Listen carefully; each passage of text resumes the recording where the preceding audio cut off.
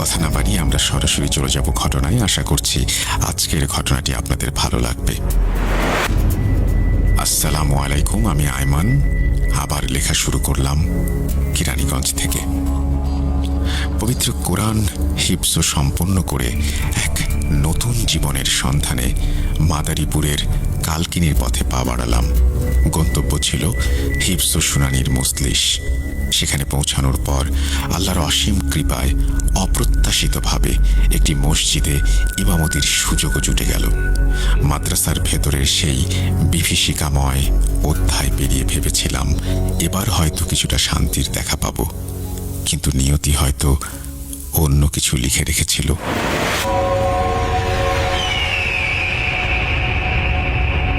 একদিন ফজরের নামাজের পর, তখনও আলো পুরোপুরি ফোটেনি, এক প্রবীণ মুসল্লি প্রায় হাঁপাতে হাঁপাতে আমার কাছে ছুটে এলেন। তার চোখ মুখে গভীর উদ্বেগ আর অসহায়ত্ব। মিনতি ভরা কণ্ঠে বললেন, হুজুর, দয়া করে একটু আমাদের বাড়িতে চলুন। তার ব্যাকুলতা দেখে আমি কিছুটা অবাক হলাম। জিজ্ঞেস করলাম, কেন চাচা, কোনো সমস্যা?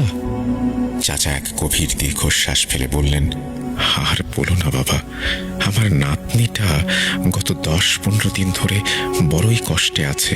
কত ডাক্তার, কত কবিরাজ, কত বড় বড় হুজুর দেখালাম, কিছুতেই কিছু হলো না। তারা যখন আসেন, মেয়েটা একদম সুস্থ হয়ে যায়। তাবিজ কবজ দেয়া শেষ হলেই আবার সেই আগের মতো যন্ত্রণায় ছটফট করতে থাকে। তাই সব দ্বিধার লজ্জা সরিয়ে তোমার কাছে ছুটে এসেছি বাবা। চাচার কথা শুনে আমি স্তম্ভিত হয়ে গেলাম। আমার আধ্যাত্মিক জগতের অভিজ্ঞতা তো একেবারেই ব্যক্তিগত, গোপনীয়। তিনি কি করে আঁচ করলেন যে আমি এই ধরনের কিছু করতে পারি? কবিরাজি, তাবিজ কবজ তো আমার তেমন পছন্দের বিষয়ও নয়। তাই খানিকটা নিজেকে গুটিয়ে নিয়ে এড়িয়ে যাওয়ার ভঙ্গিতে বললাম, চাচা, যেখানে এত অভিজ্ঞ ডাক্তার, কবিরাজ আর নামি দামি হুজুররা কিছু করতে পারেননি, সেখানে আমার মতো কোনো সাধারণ কিশোর আপনার কি সাহায্য করতে পারবে? কিন্তু চাচা নাছোড়বান্দা, তার চোখ মুখে দৃঢ় বিশ্বাস। তিনি আরো বিস্ময়কর কথা বললেন, বাবা, তুমি সাধারণ কেউ নও, তা আমরা সবাই জানি। আমার বিস্ময় আরো বাড়ল। সবাই জানেন? এর মানে কি? আপনারা আমার মধ্যে এমন কি দেখেছেন? তখন চাচা মুখ খুললেন। তার কথায় এলাকার এক অজানা অধ্যায় উন্মোচিত হলো।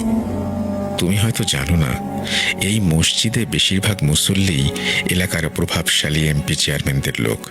তারা নিজেদের খেয়াল খুশি মতো মসজিদ চালান। আমি গত 25 বছর ধরে এই মসজিদে নামাজ পড়ছি। এমন কোনো শুক্রবার যায়নি যেদিন টাকা তোলা, নাম লেখা আর হুজুরদের বয়ান নিয়ে মসজিদে হট্টগোল হয়নি। কিন্তু তুমি আসার পর থেকে এই সমস্যাগুলো এমন নিখুঁতভাবে সামলেছ যা আগে কেউ পারেনি। আমি বললাম, শুধু এসব গুণ থাকলেই তো কেউ অতি প্রাকৃতিক কিছু করতে পারে না চাচা। তিনি প্রত্যুত্তরে যা বললেন তা আমার কল্পনার বাইরে ছিল। দৃঢ় স্বরে বললেন, হ্যাঁ, আমরাও তাই ভাবতাম যেদিন না তোমাকে মসজিদে রাতে ঘুমোতে দেখেছি। আমার কপালে চিন্তার ভাঁজ পড়ল। মসজিদে ঘুমানো তো আবার সমস্যা কিসের? চাচা বললেন, তুমি কি অন্য এলাকা থেকে এসেছো? আমার হ্যাঁ সূচক মাথা নাড়াতেই তিনি শুরু করলেন, তাহলে শোনো, এই এলাকায় এমন কেউ নেই যে এই মসজিদ সম্পর্কে জানে না। প্রায় 25 বছর আগে 2 ভাই একসঙ্গে চেয়ারম্যান পদে দাঁড়িয়েছিল। ভোটের ঠিক আগের দিন রাতে এক ভাইকে রহস্যজনকভাবে খুন করা হয়। তাকে এই মসজিদের জমিতেই কবর দেয়া হয়েছিল। তখন থেকেই রাতের বেলা এই কবরের আশেপাশে অদ্ভুত ভয়ঙ্কর সব কাণ্ড ঘটতে শুরু করে, যা এলাকার মানুষের রাতের ঘুম কেড়ে নেয়। তৎকালীন চেয়ারম্যানের নির্দেশে কবরের আশেপাশে রুকাইয়া করে এখানে মসজিদ নির্মাণ করা হয়, এই ভেবে যে হয়তো সমস্যার সমাধান হবে। কিন্তু কিছুতেই কিছু বদলায় না, বরং এই মসজিদটি রাতের বেলায় যেন এক অশরীরী শক্তির দখলে চলে যায়। তিনি 2 বছর আগে এক ভয়ঙ্কর রাতের কথা শোনালেন। বছর 2 আগের কথা। আমরা 5 থেকে 7 জন মুসল্লি এখানে এসে ইতেকাফে বসেছিলাম। রাত তখন খুব বেশি নয়, 11টা কিংবা 11:30 হবে। হঠাৎ এক অদৃশ্য শক্তি আমাদের 7 জনকেই টেনে হিঁচড়ে মসজিদের ছাদে ছুঁড়ে মারল। এরপর যা দেখলাম তাতে আমাদের ভয়ে জান পাখি উড়ে যাওয়া জোগাড়। একটি রক্তমাখা ছুরি হাতে, সারা শরীর বিষধর সাপে জড়ানো, দেহ থেকে মাথা আলাদা এক বিভৎস মূর্তি। তার চোখে মুখে পচা মাংসের থেকে অজস্র পোকা কিলবিল করছিল, আর সেগুলো খোলসের মধ্যে ঝরে পড়ছিল। আমরা ভয়ে আল্লাহ আল্লাহ করতে করতে কোনো মতে ছুটে মসজিদের ভেতরে আশ্রয় নিলাম, কিন্তু তাতেও শেষ রক্ষা হলো না। আবারও সেই শক্তি আমাদের টেনে হিঁচড়ে ছাদে নিয়ে আছড়ে ফেলল। আমরা সবাই বুঝলাম এখানে আর এক মুহূর্ত থাকা সম্ভব না। বাধ্য হয়ে ইতেকাফ ভেঙে যে যার বাড়িতে পালিয়ে গেলাম। এরপর বহু বছর এই মসজিদ বন্ধ ছিল। অনেক হুজুর আলেম এসে সমস্যার সমাধান করতে পারেননি। এখানে রাত কাটানোর চেষ্টা করেছেন, কেউ সফল হননি। এই তো মাস 2 আগের ঘটনা। একজন বেশ সাহসী বড় আলেম এখানে ঘুমিয়েছিলেন। তাকেও টেনে হিঁচড়ে ছাদে নিয়ে এমনভাবে আছড়ে ফেলা হলো, তারপর তিনি পুরোপুরি ভেঙে পড়েন। চেয়ারম্যানের লোকেরা কড়া নির্দেশ দিয়েছিলেন, বাইরের কোনো হুজুর এলে তাকে যেন এই মসজিদ সম্পর্কে কিছু বলা না হয়। তুমি এখানে ঘুমাবে জানলে আমি আগেই তোমাকে সব বলতাম। আমি চাচার সমস্ত কথা মন দিয়ে শুনলাম। মসজিদটি তাহলে সত্যিই অস্বাভাবিক, কিন্তু এখন অগ্রাধিকার ওই অসুস্থ মেয়েটি। বললাম, চাচা, মসজিদের সমস্যা না হয় পরে দেখা যাবে, এখন চলুন আপনার নাতনিকে দেখে আসি। তার বাড়ির কাছাকাছি পৌঁছাতেই আমার মাথার চুলগুলো স্বয়ংক্রিয়ভাবে কেঁপে উঠল। বিপদ সংকেত। তাকিয়ে দেখি বাড়ির চারপাশে গাছের ডালে দেয়ালে অদ্ভুত ভঙ্গিতে গভীর মনোযোগে বসে আছে 4টি সাদা চোখ বিশিষ্ট 7টি ভয়ঙ্কর দর্শন রাক্ষসে পাখি। এগুলোর উপস্থিতি কোনো স্বাভাবিক ব্যাপার নয়। আমার চোখ যেন মুহূর্তেই একটা কিছু অনুভব করে নিল। ঘরে ঢুকে দেখলাম একজন পর্দানুসীন ধার্মিক মেয়ে বিছানায় শুয়ে আছে, কিন্তু একই দশা, একেবারে শুকিয়ে কাঠ, যেন কঙ্কালসার। তার শরীর থেকে একটি তীব্র পচা গন্ধ আসছিল, যেন জীবন্ত দেহ পচে গেছে। তার বাবা কাঁদতে কাঁদতে আমার পাশে এসে বসে, ভগ্ন কণ্ঠে বলে, হুজুর, এসএসসি পরীক্ষার আগ পর্যন্ত আমার মেয়েটি একদম স্বাভাবিক ছিল। তারপর একদিন সকল ছাত্রছাত্রীরা মিলে একসাথে ঘুরতে যায়। ফিরে আসার কয়েকদিন পর থেকেই তার অস্বাভাবিক আচরণ শুরু হয়। সারাক্ষণ এমনভাবে ছটফট করে যেন কেউ ধারালো ছুরি দিয়ে তার শরীর কাটছে। কি হয়েছে, কেন হচ্ছে, কিছুই বুঝতে পারছি না। আমি চোখ বন্ধ করে ঘটনার গভীরে যাওয়ার চেষ্টা করলাম। অতীন্দ্রিয় উপলব্ধি আমার কাছে সব পরিষ্কার হয়ে গেল। ঘটনাটি আসলে শুরু হয়েছিল একটি নোংরা কুনজর থেকে। হাই স্কুলে পড়ার সময় একটি ছেলে মেয়েটিকে ভালোবাসতো, যদিও সেটাকে ভালোবাসা না বলে কুনজর বলাই ভালো। শিক্ষা সফরে গিয়ে ছেলেটি তাকে প্রেমের প্রস্তাব দেয়, কিন্তু মেয়েটি ধার্মিক হওয়ায় তাকে প্রত্যাখ্যান করে। ইসলাম যা সমর্থন করে না তা সে কোনোভাবেই করতে পারবে না। কয়েকবার প্রত্যাখ্যাত হওয়ার পর ছেলেটি রাগে ক্ষিপ্ত হয়ে ওঠে এবং মনে মনে প্রতিজ্ঞা করে, ও যদি আমার না হয় তাহলে কারোরই হতে দেব না। সে এক কুখ্যাত কবিরাজের শরণাপন্ন হয় এবং মেয়েটিকে কালো জাদুর মাধ্যমে বশীকরণ ও সম্মোহিত করার তাবিজ করে। কিন্তু মেয়েটি ধার্মিক এবং আল্লাহর বিশেষ রহমত তার আধ্যাত্মিক সুরক্ষা থাকায় সেই জাদুর কোনো প্রভাব তার উপরে পড়েনি। তখন ছেলেটি কবিরাজকে নির্দেশ দেয় মেয়েটিকে যেন মরণ বাণ মারা হয়।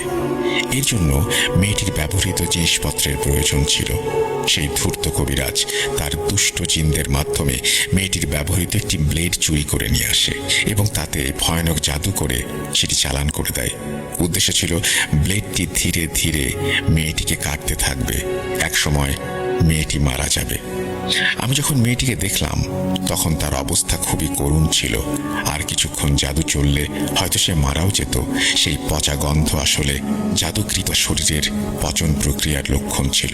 প্রথমে তাকে বাঁচাতে হবে, তারপর সেই জাদু নষ্ট করার পালা। একটি সম্ভাব্য সমাধান মাথায় এলো। 4টি নীলচে চুল তার কোমরে বেঁধে দেয়া হলো। কিন্তু এতে ভবিষ্যতে কোনো ফিতনার আশঙ্কা থাকতে পারে। বিশেষ করে চোখ ধোয়া পানি দিয়ে তাকে গোসল করাতে বললাম। গোসল করানোর পর আমি পূর্ণ বিশ্বাসের সাথে বললাম, আপনার মেয়ে ধীরে ধীরে সুস্থ হয়ে উঠবে ইনশাআল্লাহ। কিন্তু বিপদ তখনও কাটেনি। সেই কালো জাদু সম্পূর্ণভাবে ধ্বংস করার জন্য 7 ফোঁটা তাজা রক্তের প্রয়োজন ছিল, সেই জাদুর উপকরণে ঢালার জন্য। মেয়েটির বাবা মা নিজেদের রক্ত দিতে উদ্যত হলে আমি তাদের থামিয়ে বললাম, আপনারা রক্ত দেবেন কেন? যে নিকৃষ্ট লোকগুলো এই জঘন্য কাজ করেছে তাদের রক্ত দিয়েই আমি এই জাদু নষ্ট করব ইনশাআল্লাহ।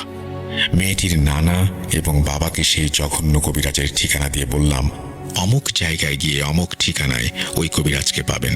তার আসনের নিচে একটি ব্লেড পাবেন, সেটি জাদু করা ব্লেড।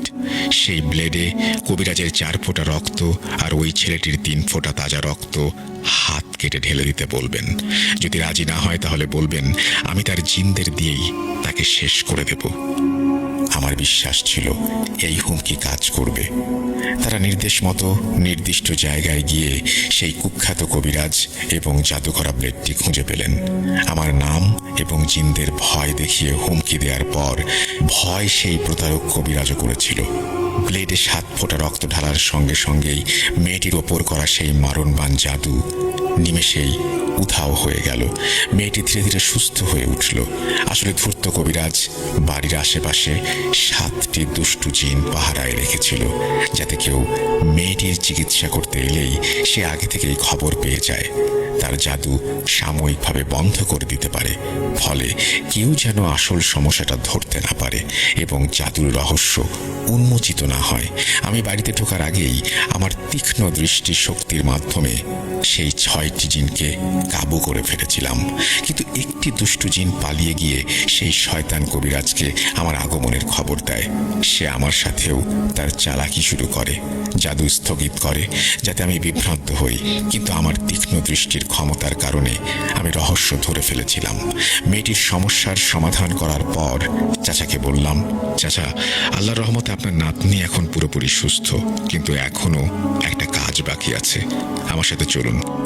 মসজিদে গিয়ে চোখ বন্ধ করতেই যেন সব জলের মতো পরিষ্কার হয়ে গেল।